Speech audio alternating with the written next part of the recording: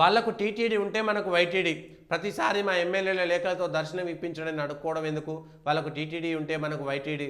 ఈ విషయంలో నేను విభేదిస్తున్నా ముఖ్యమంత్రి గారితో. గతంలో కూడా అయోధ్య రామాలయం కట్టిన భద్రాచలం ఎందుకు రాలేదు అని ఒకరు ఏదో ఛానల్లో ఇంటర్వ్యూ అవుతుంటే మెదక్ ఎంపీ రఘునందన్ రావును కూడా మీరు అయోధ్యకు మొదటి ప్రాధాన్యత ఇస్తారా, భద్రాచలంకు మొదటి ప్రాధాన్యత ఇస్తారా జర్నలిస్టులు అడిగినటువంటి ప్రశ్న. ఇవాళ రేవంత్ రెడ్డి గారు గతంలో కూడా ఒకసారి భద్రాచలంకి రాలేదని ఏదో కాంక్లేవ్లోనో ఎక్కడనో ఒక మాట రేవంత్ రెడ్డి గారు కూడా అన్నారు. భద్రాచలంలో రాముడు లేడా, భద్రాచలం రాముడికి మోడీ ఎందుకు రాడు, అమిత్ షా ఎందుకు రాడు, మేమెందుకు అయోధ్య పోవాలి అంటే కనీసమైనటువంటి అవగాహన లేనటువంటి హిందువుల యొక్క పరిస్థితి ఎంత దూరం వెళ్ళిపోయిందంటే వాడి యొక్క కుంచిత స్వభావం బయటపడుతున్నది.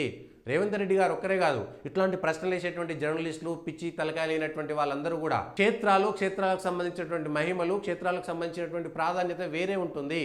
రాముడు అయోధ్యలో పుట్టాడనేటువంటి విషయం స్పష్టంగా అందరికీ తెలిసిందే.